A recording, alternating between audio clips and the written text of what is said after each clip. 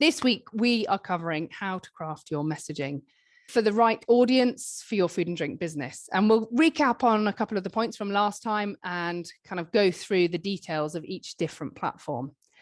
But I always start with the who am I? So this is me. I'm AJ. This is my family. I'm mum to Freddie and Sophie. They're an absolute handful. When I'm not doing that, I'm consulting, training, mentoring businesses with their food and drink, PR and marketing. I'm also a food judge for the Great Taste Awards. We started all of our training yesterday, which is really good fun. Isabella sat in the office laughing at me as I was tasting chilies with Jay Webley, who's chili expert. I was crying. It was very uncomfortable. But yeah, this is me. My background is working in London at various different kind of food and drink PR agencies. I worked my way up to be an account director at just 26. I managed budgets for multi-million-pound brands like Discovery Foods, Tilda Rice, Champagne Taittinger, Marston's Beer, Villa Maria, Yo Valley Yogurt, Filippo Berio, and I launched most of the Gaucho restaurants back in the early mid-noughties. I've always been really passionate about great food and drink, and I knew I wanted to make a difference to more people and more businesses. So I left London and I started my own agency, Sharp Relations, in 2010. Because I spotted a gap in the market. There were a lot of smaller food and drinks brands that needed PR and marketing support. But the big London PR agencies with their kind of fancy 6-7 figure annual retainers were just way out of reach for most businesses and brands, which I thought was really exciting opportunity. So this is our team today. There's 9 of us in total. We work with some great tasting, sustainable food and drinks brands. We made a real commitment in the last 6 months to really pick brands that had sustainable credentials, that were doing the right thing by planet and people, because we felt better about doing that. We know that the work we do really, really drives incredible growth and awareness for the brands we work with. So we wanted to make sure that we were partnering with businesses that they align with our core values, and we're all working towards the best practices everyone can afford at each stage of their growth. We won loads of awards. This is the team in December, picking up the Creative and Digital Award.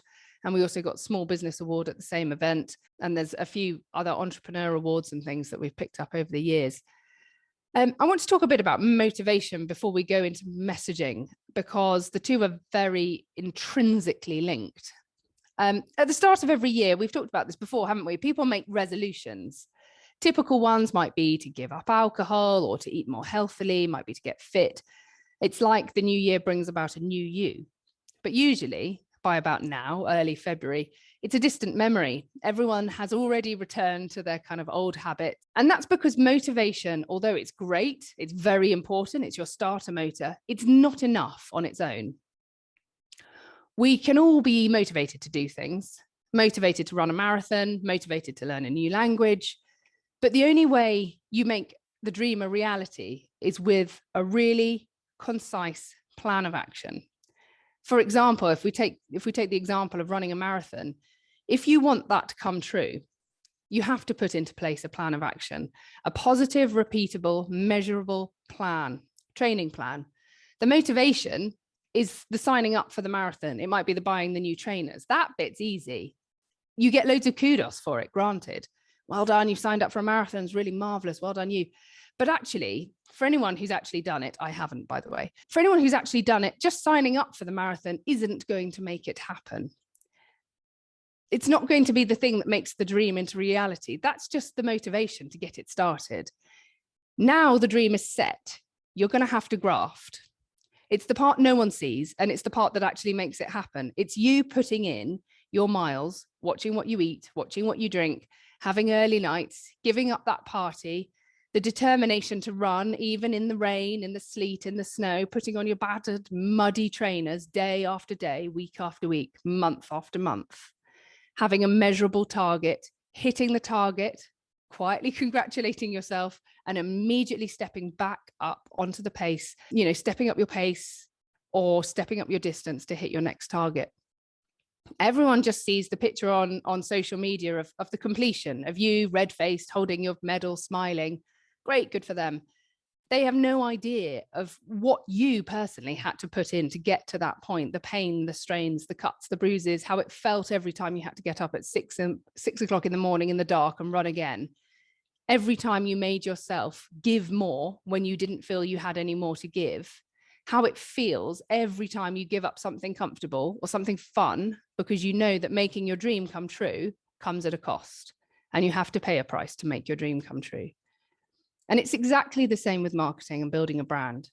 If you want to build a brand that everyone in the UK knows and buys, then it's going to take time. It's going to take dedication, far more than any marathon. Running and growing a successful business is like back-to-back marathons with very little respite in between the finishes.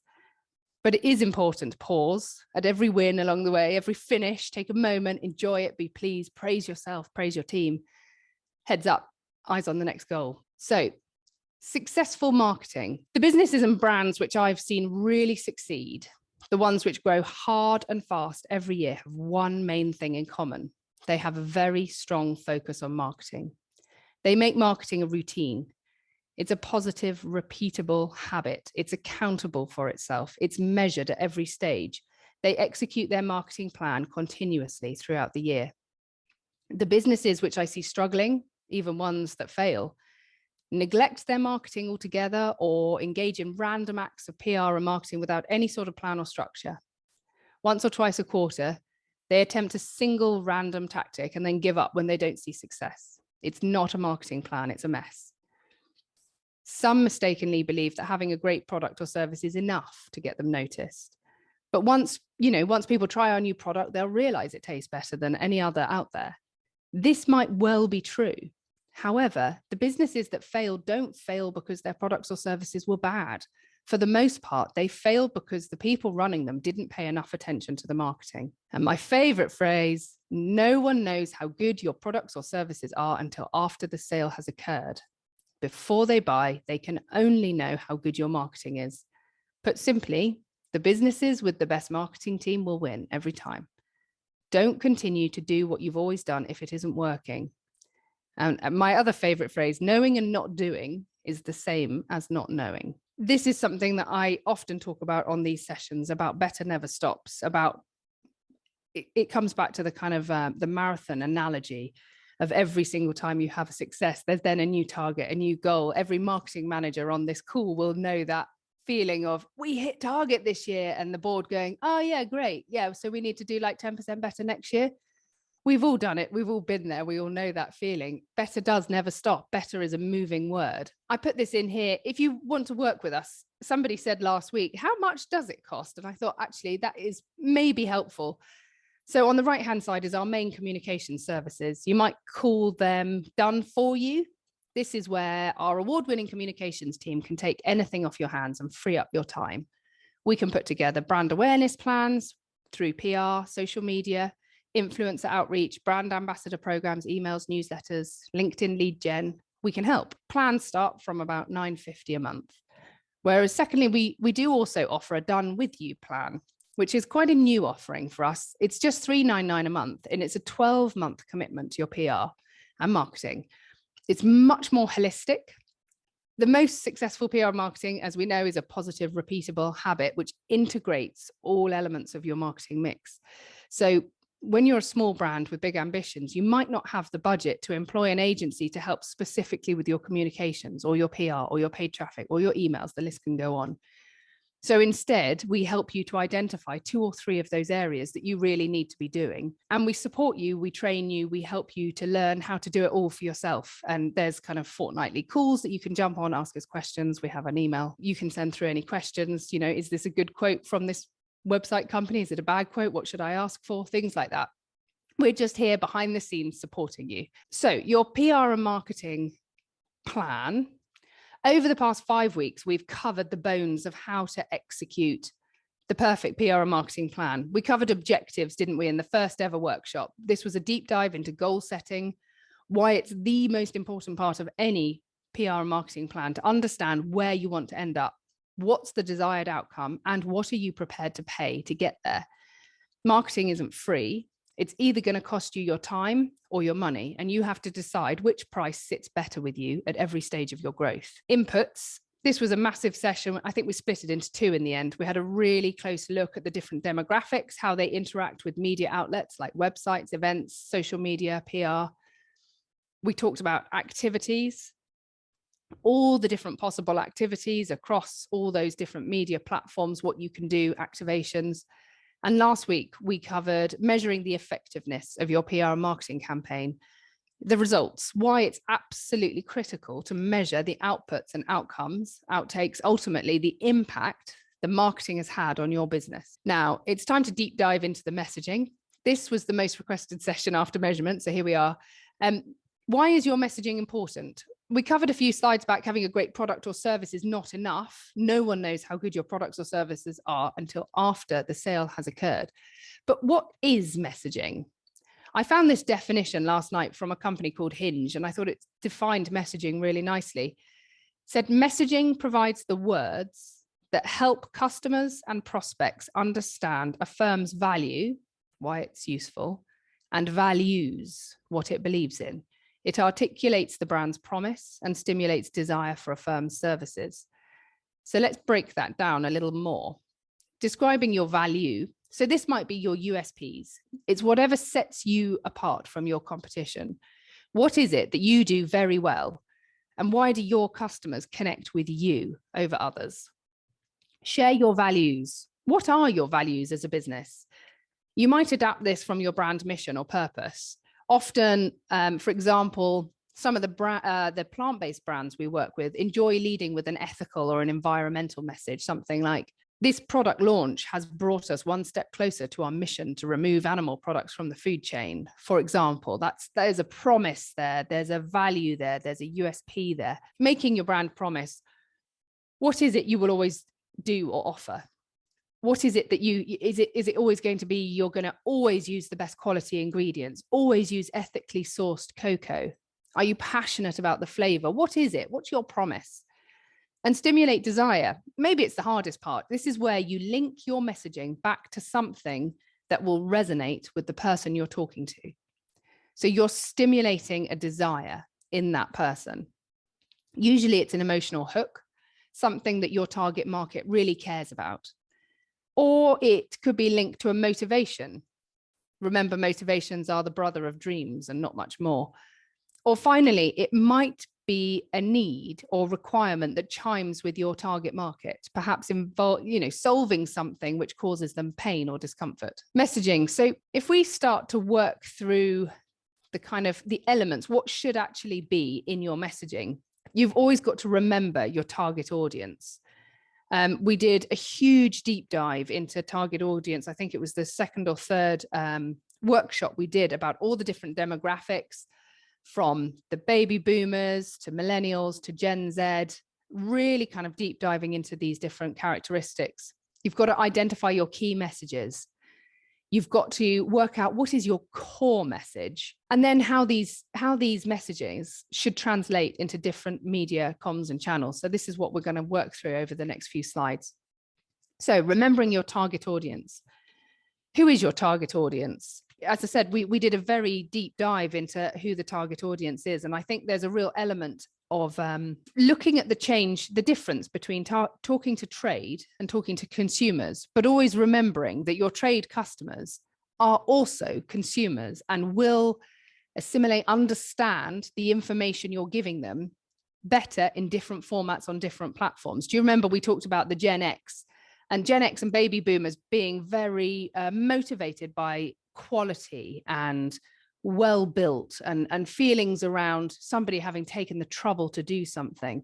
And so you would talk to them about those different types of hooks, whereas Gen Z, you would use memes and kind of pop culture, and it would be more experiential. It would be much more kind of linking them, talking to them personally. Remember, nearly all content someone who's a Gen Z has ever seen in their life has been perfectly tailored to them. They're not used to, millennials, Gen X, baby boomers. We all grew up in a time where you read a newspaper and some of it was interesting, some of it wasn't. You skipped over the bits you liked and you kind of read the bits you didn't like, or you read the bits you did like. Whereas for Gen Z, they're a completely digital generation and they've always seen targeted messaging. So it's even more important with that generation that you target. Adapting your messaging for each and every different platform or publication. Again, we covered this in great detail of how to talk to different people on each different platform and how they behave on them. For example, your baby boomers, like to buy through a website, whereas your millennials are really happy to buy through a social media app, for example. And then we kind of go into sort of a greater, this is really your key messages, your product. What is it you do?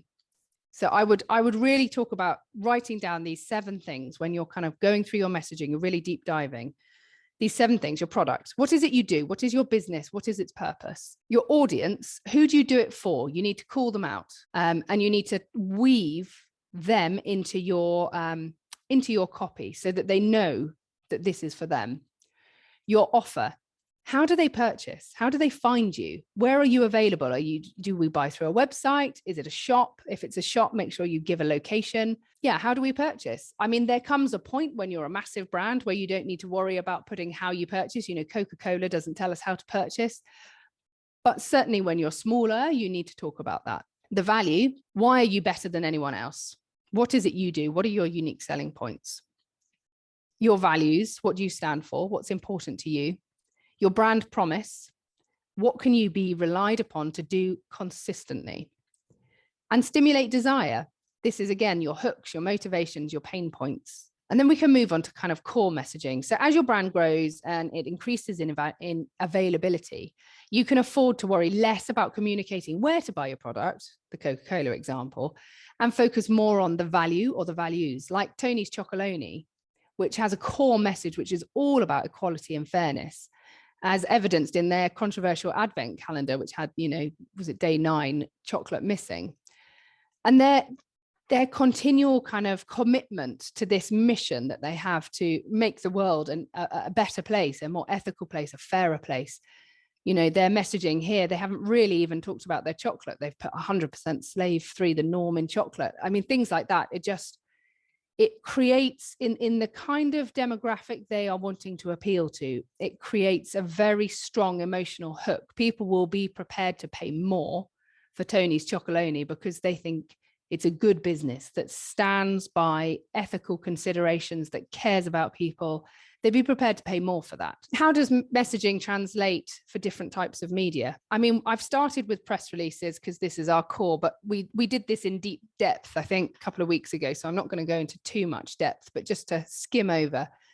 Consumer messaging. So this is a news story. Often the tone of this is more direct to the consumer, less talking to the journalist, more talking to the consumer. So you're kind of gearing the content towards the end user, almost as if the journalist isn't there, because this is where you can show your brand personality, your message. You can really kind of put it in. It's light, but it's factual. You've always got to make sure there's price availability, but you wouldn't include quotes and things like that, because generally for the consumer magazines, they're looking for usually 100 to 150 words of text that they can use with price, stockist availability, a good image, that sort of thing. Trade for retail, for example, you're writing for the readers of the magazine. So if you were writing to something like The Grocer, you have to get inside the head of that retail buyer. So what is it that retail buyer will care about? They care about filling up their shelves. They care about customer satisfaction.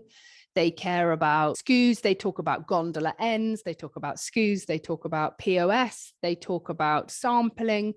Start speaking that language in these press releases. And, you know, you talk about RSPs and trade prices and sizes of packs, that sort of thing.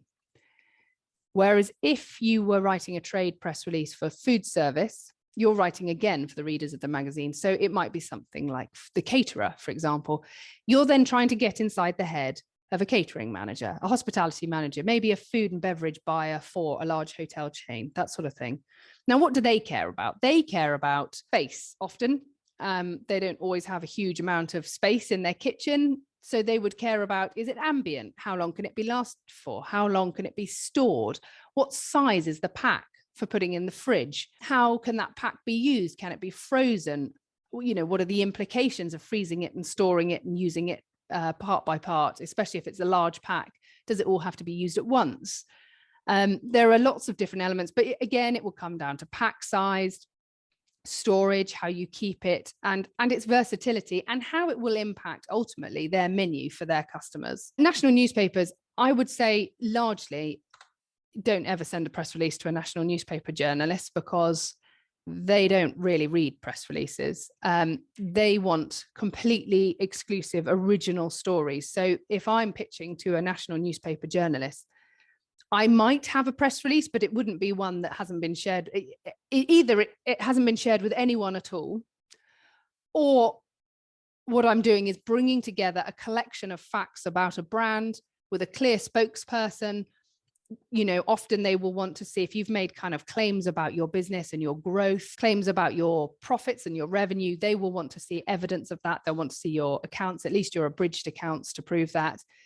They'll want to see facts and stats. They'll want to see completely new information, but they'll also want to see how it's relevant to A, the publication, and B, to consumers, to the people who are reading this. So maybe it's a story that's already in the press and you have something else to add. So you have a very differing opinion to something everyone's talking about. That would work really well. Or you're building upon it. You're giving more examples to do with it. But it would have to really build. It would have to be a really interesting next step along that story. Articles. Oh, sorry, I don't know why it's gone funny here. Articles have to be news. If you try and write a kind of promotional fluff piece full of your marketing messaging, any editor will see it and either delete the lot or ask you to pay for an advertorial, because it's not interesting for people to read just messaging. You can mention your company, sure, of course. You can subtly include your messaging, but if it's too promotional, it just won't resonate at all and it'll probably be dropped. So being very, very careful about the way you do that. And I come to some kind of hooks and the ways you can get your messaging into an article that makes it still news, still relevant, but not too overtly kind of marketing speak. So there's a number of different ways that you can, number of different styles of article. In fact, there are hundreds of different styles of articles. So I've just picked out the top 4 that we probably deal with the most. So you've got a news story, which will be breaking, it will be fast, it will be the who, where, what, why, when. It's usually full of a lot of facts. Generally, if you're writing an article like that, a news article, it's like an upside down triangle where all the detail, the juicy bits are really in the top part, and it sort of tails off as it gives more and more facts, but it sort of tails off because you've started with all of that. Whereas a feature is, it's a journey, it's more of a story, it's more of a diamond where you start with kind of a lead in, you're kind of hooking the reader in, you're pulling them along on this journey, you want them to read the whole thing. You start to kind of bulge out in the middle where you put in more facts, more juicy, more interesting content, more meat, if you like, and then it kind of tails off at the end.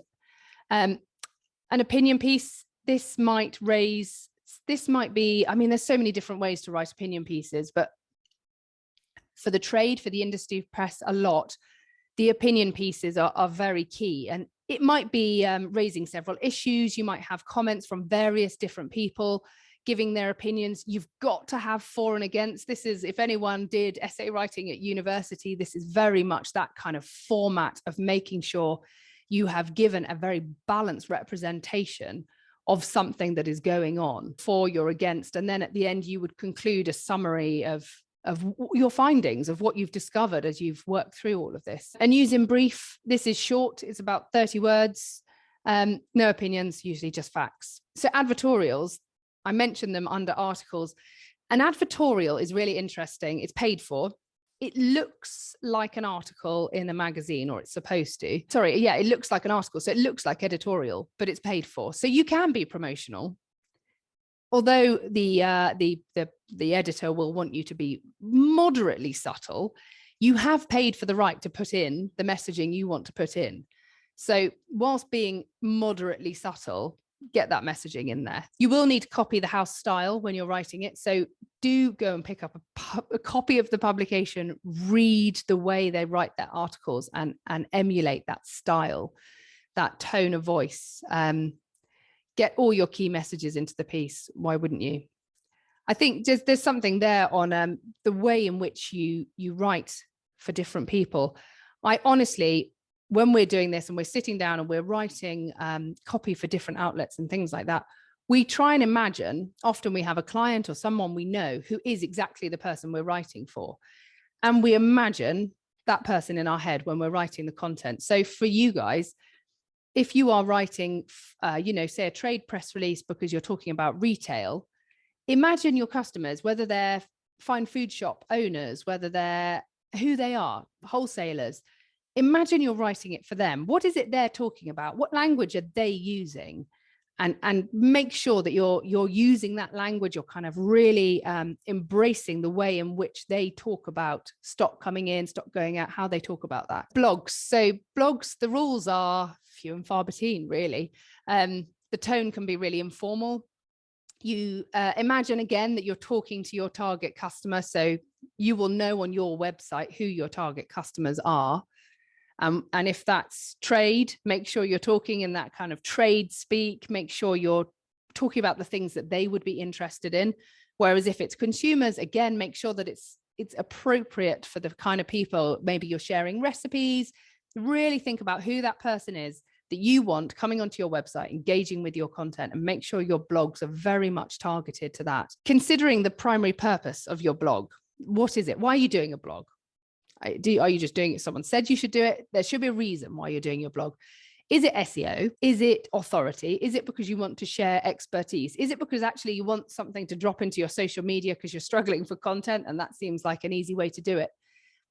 Know why you're doing it, because if you're writing for SEO, you're going to be writing quite a different way to if you just wanted to show your authority on a subject. In terms of the way in which you write it, the keywords you use. SEO writing is hugely in depth, but it's very keyword heavy. I mean, there are actually websites out there where you can put in your blog and then they will make it even more SEO-y, but it tends to just turn it into nonsense with a ridiculous number of keywords. But it's making it shorter. So online, you've got to have a lot of much shorter sentences. That always reigns over long sentences. I'm literally talking under 10 words, maybe 8 words each sentence. A really brilliant online copywriter I know is in one of my kind of training groups that I sit on, and he's one of the world's leading copywriters. And his advice the other day was write as if you're writing to a 5-year-old. Don't use long words, don't use complex language, don't be flowery, keep the adjectives to a minimum. He's like, write really, really simply, because it's scannable. It's got to be scannable. People read blogs, like this, don't they? They're scrolling up their social media. They're scrolling through and they scan read. So frequent paragraphs will help to get the information in more. Headings are really good, but you're trying to make really good scannable content. It's got to be easy to read, easy to navigate. Pictures, links are really great, especially if the links link back to things on your own website. After all, you don't really want people leaving your website. There's a reason that online publications like dailymail.com have done so incredibly well. They don't allow outbound links unless you've paid for it. So when we place a piece of coverage in the Daily Mail, they won't allow us an outbound link that's actually follow. They'll type it in. But if you wanted to go to that website, you would have to copy and paste it and put it into a browser and actually type it in. And that's how they keep people in. All the links bring you back onto their website every single time. And you guys can do that on your websites as well. Just keep linking people to more stuff on your own website. Keep them on there if that's one of your target. Messaging on Instagram, it's all about telling stories. So you can tell some fantastic stories on Instagram. There are a number of ways of getting your messaging into a post. I mean, obviously the caption itself is the main event. It's really key. Use the full range of the caption. You can actually write a lot if you want to. The image will obviously help to tell that story. Hashtags, you can add 30 hashtags to your post and have a look at what you're using. Yes, you can describe the image that you've used. But do you remember last week we talked about having 10 or 20 or the week before last, 10 or 20 different hashtags that relate to your business. Now, they should relate to your business. They should actually be covering things like your value, your values, your promise, and your desire. You should be communicating these through your hashtags as well as your caption. And of course, the image itself, again, looking at your value, values, promise, and desire. I mean, it's quite easy to convey desire with food and drink and things, but there's another element there for all of that. LinkedIn is probably, I mean, it's the fastest growing platform in the last 2 years. It's become probably the most important platform for most businesses in terms of B2B communications. You have access to every professional in the country at the touch of a button. So how do you use it? I mean, again, there's so many different ways. You've got to tell stories that are, firstly, they've got to be appropriate for the kind of stories you would tell your colleague, or you would tell your suppliers, you would tell your manufacturers, that sort of thing. But the stories that you're using, you're really trying to convey, again, the values, your promise, or the way I sometimes break it down is authority, awareness, affinity. I'll come to this and we'll recap on it. Again, I know I've talked about it before, but these are the things you are always trying to convey when you're putting together your posts on LinkedIn. How can you tell a story that's interesting, but also shows your authority? Use an image, but you can also add in a link. You can convey all sorts of things with an image and a link.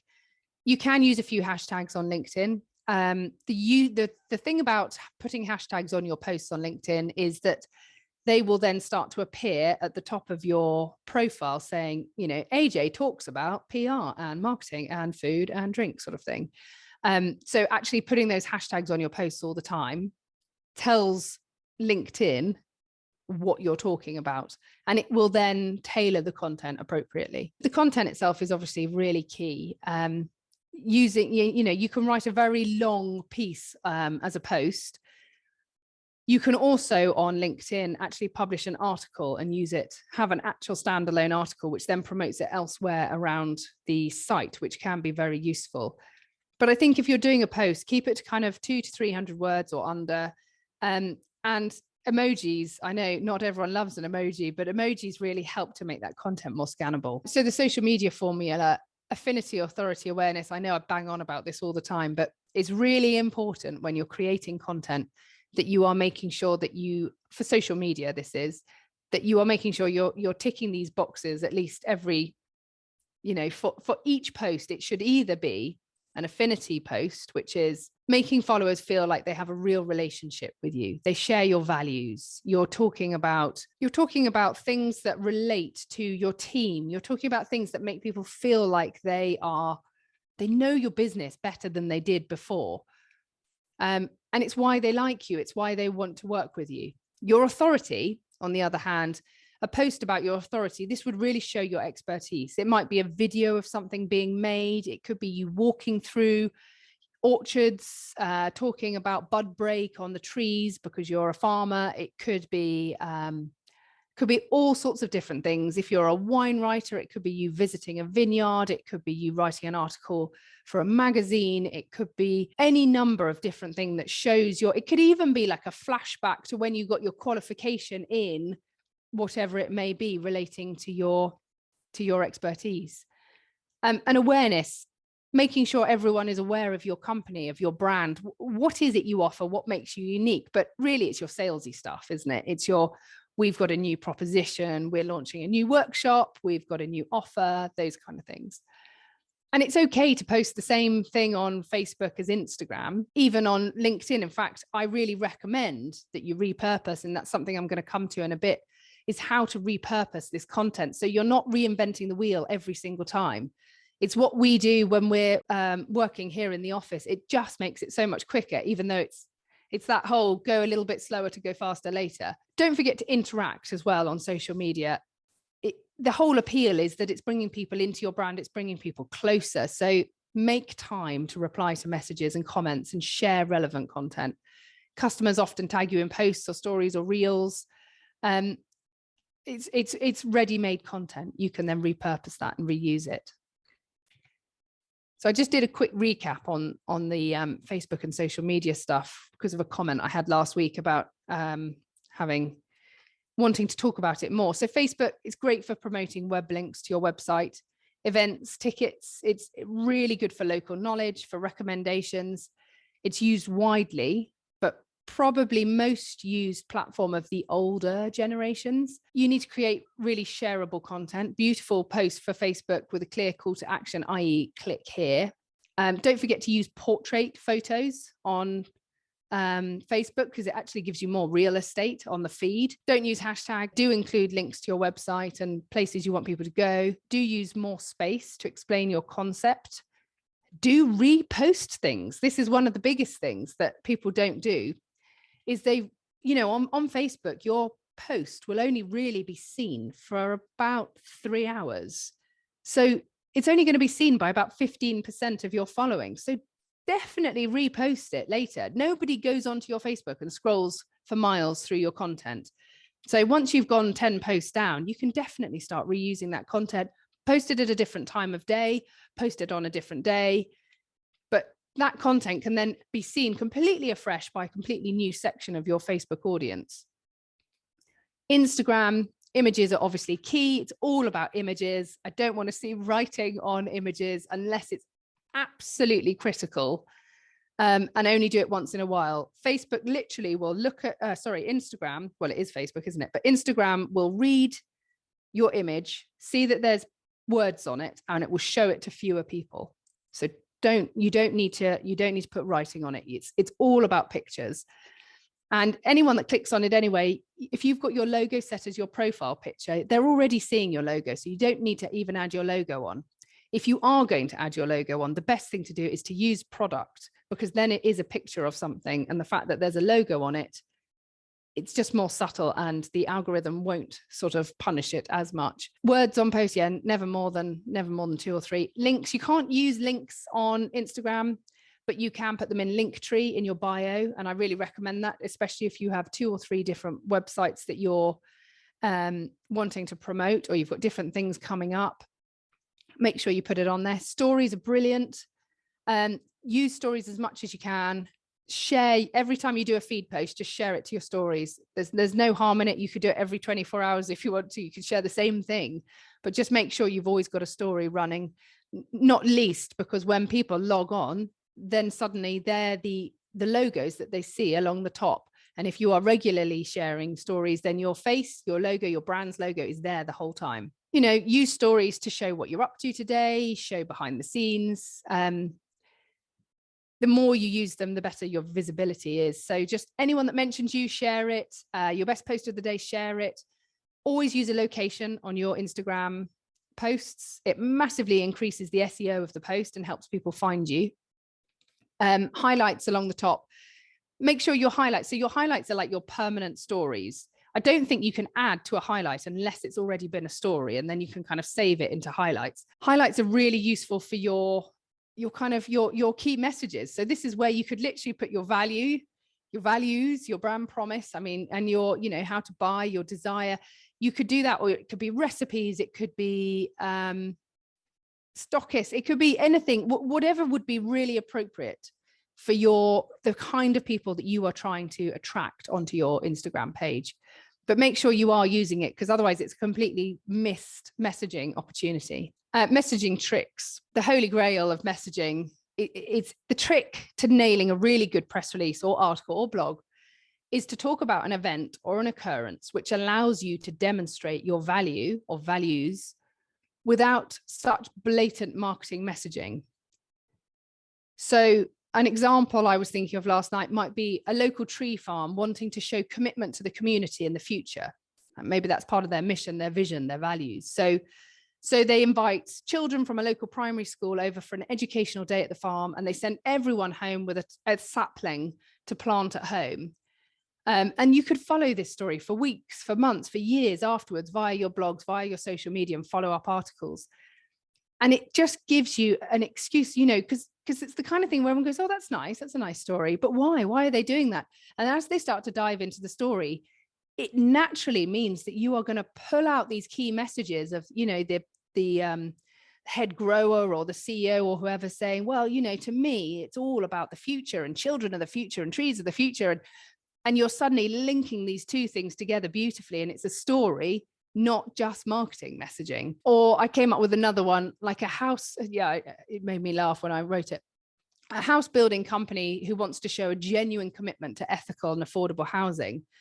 You know, wouldn't it be amazing if they could get their whole senior management team, their whole board of directors to join a homelessness charity and spend a night sleeping out and sharing their experiences, really kind of trying to get inside the head of the people they say they want to help.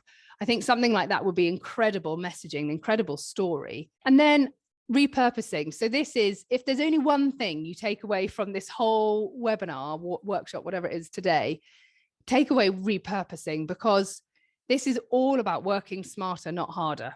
So every single time you are creating content, like me talking now on a Zoom call, or you giving doing an event or doing a training, anything, make sure you're recording it. You can clean it up, you can strip out the audio, and you've got a podcast.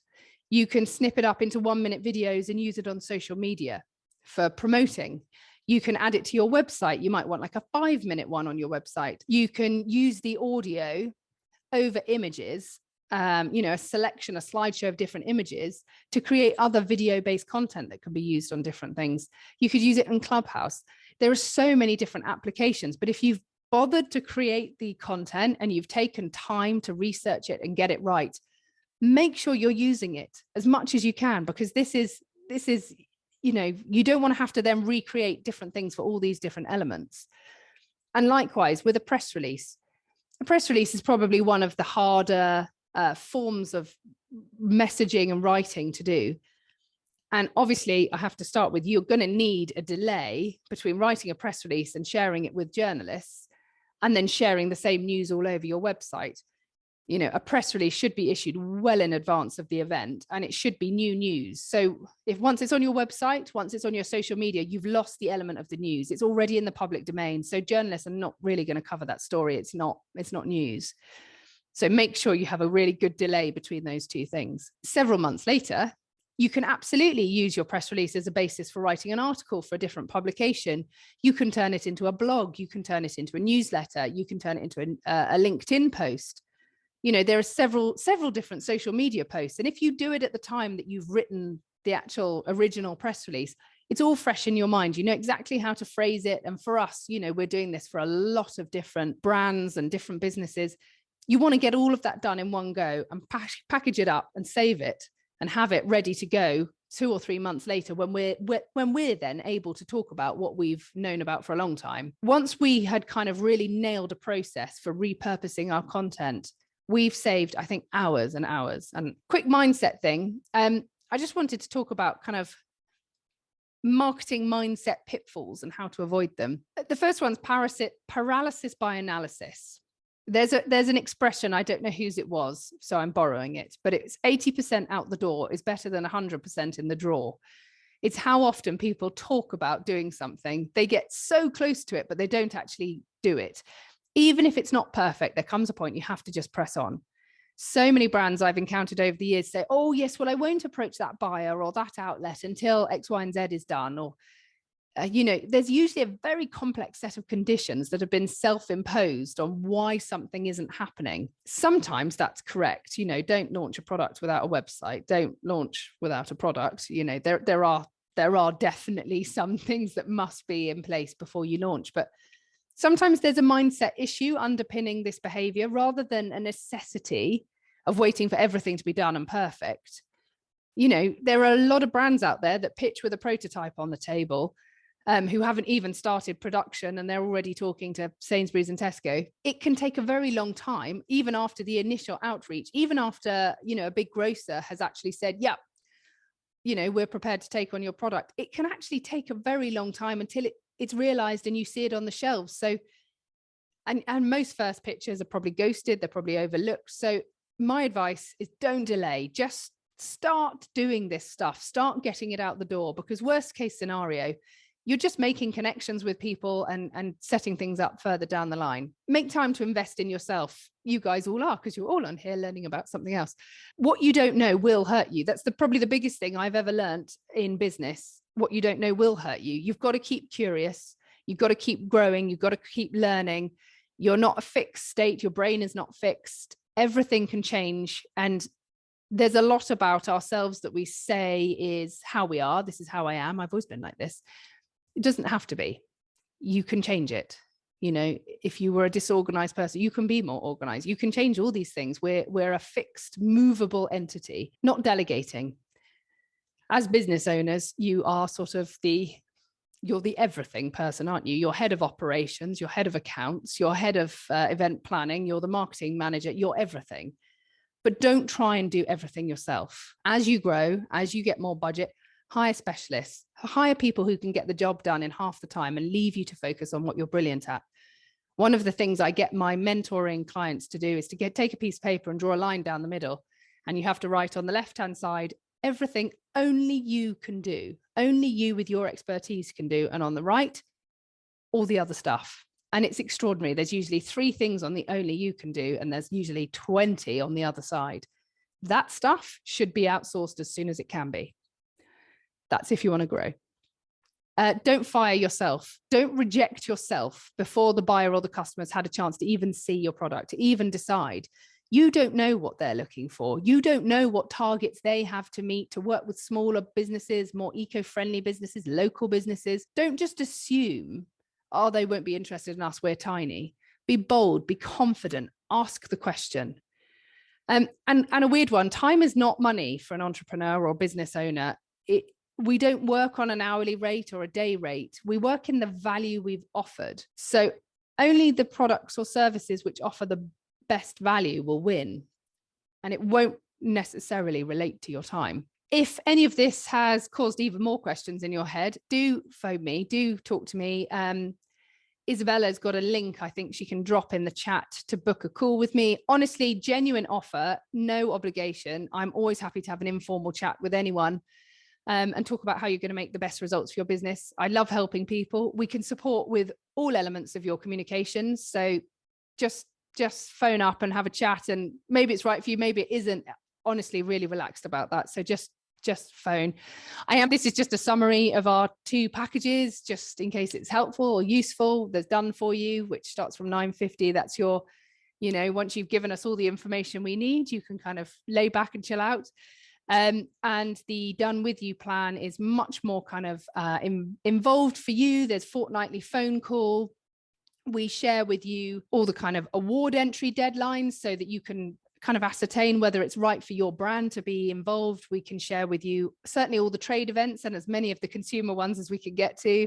We share with you kind of trends, insights, things that are going on, all sorts of things. And we have these calls, and we do also offer reactive PR as part of that. And you can scale up as well. We kind of called it the bread and butter plan because you can have toppings. So you can say, look, in 3 months' time, I actually have a story to tell, and we can help you with that and help you manage that. If you get the time, please do leave us a 5-star review on Google. It really helps us to find other food businesses who are looking for support.